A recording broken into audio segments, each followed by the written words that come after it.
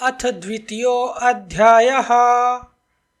भगवत कथा और भगवत भक्ति का महत्व। श्री व्यास जी कहते हैं, सौनक आदि ब्रह्मवादी ऋषियों के ये प्रश्न सुनकर रोमहर्षण के पुत्र उग्रश्रवा को बड़ा ही आनंद हुआ।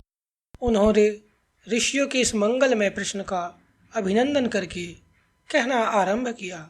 सूत जी ने कहा, जिस समय श्री सुखदेव जी का यज्ञोपित संस्कार भी नहीं हुआ था, सुतराम लौकिक वैदिक कर्मों के अनुष्ठान का अवसर भी नहीं आया था, उन्हें अकेले ही संन्यास लेने के उद्देश्य से जाते देखकर उनके पिता व्यास जी विरह से कातर होकर पुकारने लगे, बेटा बेटा। उस समय तन्मय होने के कारण श्री सुखदेव जी की ओर से वृक्षों ने उत्तर दिया, ऐसे सबके हृदय में विराजमान श्री सुखदेव मुनि को मैं नमस्कार करता हूँ। यह श्रीमद् भागवत अत्यंत गोपनीय रहस्यात्मक पुराण है।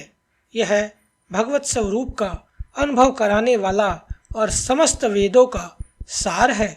संसार में फंसे हुए जो लोग इस घोर अज्ञान अंधकार से पार जाना चाहते हैं, उनके लिए आध्यात्मिक तत्वों को प्रकाशित कराने वाला यह एक अद्वितीय दीपक है।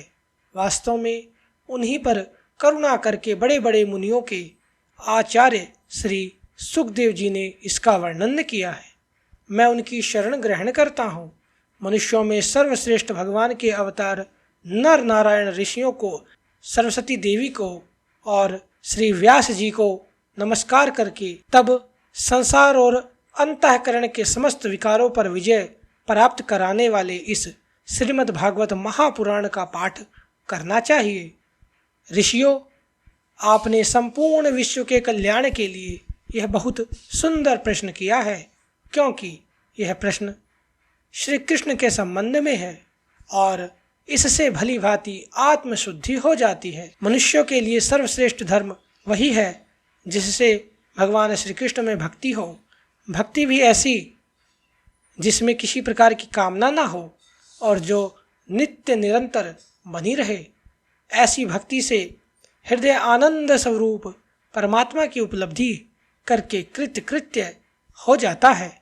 भगवान श्री कृष्ण में भक्ति होते ही अनन्य प्रेम से उनमें चित्त जोड़ते ही निष्काम ज्ञान और वैराग्य का आविर्भाव हो जाता है। धर्म का ठीक ठीक अनुष्ठान करने पर भी यदि मनुष्य के हृदय में भगवान की लीला कथाओं के प्रति अनुराग का उदय न हो, तो वह निराश्रम ही श्रम है। धर्म का फल है मोक्ष। उसकी सार्थकता अर्थ प्राप्ति में नहीं है। अर्थ केवल धर्म के लिए है। भोग विलास उसका फल नहीं माना गया है। भोग विलास का फल इंद्रियों को तृप्त करना नहीं है। उसका प्रयोजन है केवल जीवन निर्वाह। जीवन का फल ही तत्व जिज्ञासा है। बहुत कर्म करके स्वर्ग आदि प्राप्त करना उसका फल नहीं है। तत्ववेता लोग ज्ञाता और ज्ञेय के सब भेद से रहित अखंड अद्वितीय सच्चिदानंद स्वरूप ज्ञान को ही तत्व कहते हैं।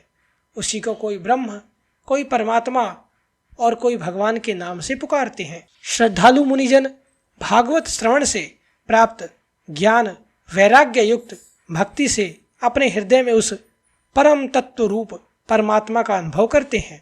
सौनक आदि ऋषियों, यही कारण है कि अपने अपने वर्ण तथा आश्रम के अनुसार मनुष्य जो धर्म का अनुष्ठान करते हैं, उसकी पूर्ण सिद्धि इसी में है कि भगवान प्रसन्न हो। इसलिए एकाग्र मन से भक्त वत्सल भगवान का ही नित्य निरंतर श्रवण कीर्तन ध्यान और आराधन करना चाहिए। कर्मों की गांठ बड़ी कड़ी है। विचारवान पुरुष भगवान के चिंतन की तलवार से उस गांठ को काट डालते हैं। तब भला ऐसा कौन मनुष्य होगा जो भगवान की लीला कथा से प्रेम न करे। सौनक आदि ऋषियों, पवित्र तीर्थों का सेवन करने से महत् सेवा, तदंतर श्रवण की इच्छा, फिर श्रद्धा, तत्पश्चात भगवत कथा में रुचि होती है। भगवान श्री कृष्ण के यश का श्रवण और कीर्तन दोनों पवित्र करने वाले हैं। वे अपनी कथा सुनने वाले के हृदय में आकर स्थित हो जाते हैं और उनकी अशुभ वासनाओं को नष्ट कर देते हैं, क्योंकि वे संतों के नित्य सुहृदय है। जब श्रीमद् भागवत अथवा भगवत भक्तों के निरंतर सेवन से अशुभ वासनाएं नष्ट हो जाती हैं, तब पवित्र कीर्ति भगवान श्री कृष्ण के प्रति स्थायी प्रेम की प्राप्ति होती है। तब रजोगुण और तमोगुण के भाव, काम और लोभ आदि शांत हो जाते हैं और चित्त इनसे रहित होकर सत्वगुण में स्थित एवं निर्मल हो जाता है। इस प्रकार भगवान की प्रेममयी भक्ति से जब संसार की समस्त आसक्तियां मिट जाती हैं, हृदय आनंद से भर जाता है, तब भगवान के तत्व का अनुभव अपने आप हो जाता है। हृदय में आत्मस्वरूप भगवान का साक्षात्कार होते ही हृदय की ग्रंथि टूट जाती है, सारे संदेह मिट जाते हैं और कर्म बंधन क्षीण हो जाता है। इसी से बुद्धिमान लोग नित्य निरंतर बड़े आनंद से भगवान श्री कृष्ण के प्रति प्रेम भक्ति करते हैं, जिससे आत्म प्रसाद की प्राप्ति होती है। प्रकृति के 3 गुण हैं, सत्व, रज और तम। इनको स्वीकार करके इस संसार की स्थिति, उत्पत्ति और प्रलय के लिए एक अद्वितीय परमात्मा ही विष्णु, ब्रह्मा और रुद्र ये 3 नाम ग्रहण करते हैं। फिर भी मनुष्यों का परम कल्याण तो सत्व गुण स्वीकार करने वाले श्री हरि से ही होता है। जैसे पृथ्वी के विकार लकड़ी की अपेक्षा धुआं श्रेष्ठ है और उससे भी श्रेष्ठ है अग्नि, क्योंकि वेदोक्त यज्ञ यागादि के द्वारा अग्नि सद्गति देने वाला है, वैसे ही तमोगुण से रजोगुण श्रेष्ठ है और रजोगुण से भी सत्वगुण श्रेष्ठ है, क्योंकि वह भगवान का दर्शन कराने वाला है। प्राचीन युग में महात्मा लोग अपने कल्याण के लिए विशुद्ध सत्वमय भगवान विष्णु की ही आराधना किया करते थे। अब भी जो लोग उनका अनुसरण करते हैं वे उन्हीं के समान कल्याण भाजन होते हैं। जो लोग इस संसार सागर से पार जाना चाहते हैं वे यद्यपि किसी की निंदा तो नहीं करते, न किसी में दोष ही देखते हैं, फिर भी घोर रूप वाले तमोगुणी, रजोगुणी, भैरवादी भूतपतियों की उपासना न करके सत्वगुणी विष्णु भगवान और उनके अंश कला स्वरूपों का ही भजन करते हैं। परंतु जिसका स्वभाव रजोगुणी अथवा तमोगुणी है वे धन, ऐश्वर्य और संतान की कामना से भूत, पितर और प्रजापतियों की उपासना करते हैं, क्योंकि इन लोगों का स्वभाव उन भूत आदि से मिलता जुलता होता है।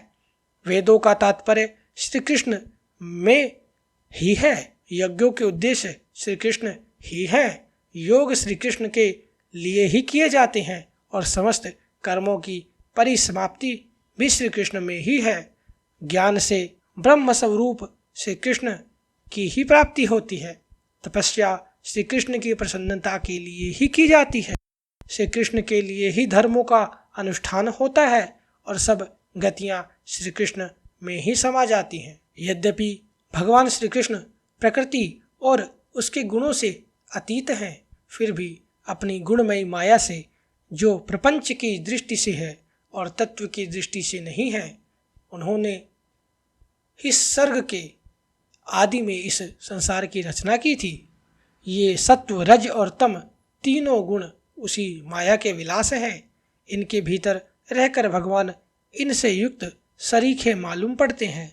वास्तव में तो वे परिपूर्ण विज्ञान आनंद घन हैं। अग्नि तो वस्तुतः एक ही है, परंतु जब वह अनेक प्रकार की लकड़ियों में प्रकट होती है तब अनेक सी मालूम पड़ती है। वैसे ही सबके आत्मरूप भगवान तो एक ही हैं, परंतु प्राणियों की अनेकता से अनेक जैसे जान पड़ते हैं। भगवान ही सूक्ष्म भूत, तन्मात्रा, इंद्रिय तथा अंतःकरण आदि गुणों के विकार भूत भावों के द्वारा नाना प्रकार की योनियों का निर्माण करते हैं और उनमें भिन्न भिन्न जीवों के रूप में प्रवेश करके उन योनियों के अनुरूप विषयों का उपभोग करते कराते हैं। वे ही संपूर्ण लोकों की रचना करते हैं और देवता, पशु पक्षी, मनुष्य आदि योनियों में लीला अवतार ग्रहण करके सत्व गुण के द्वारा जीवों का पालन पोषण करते हैं।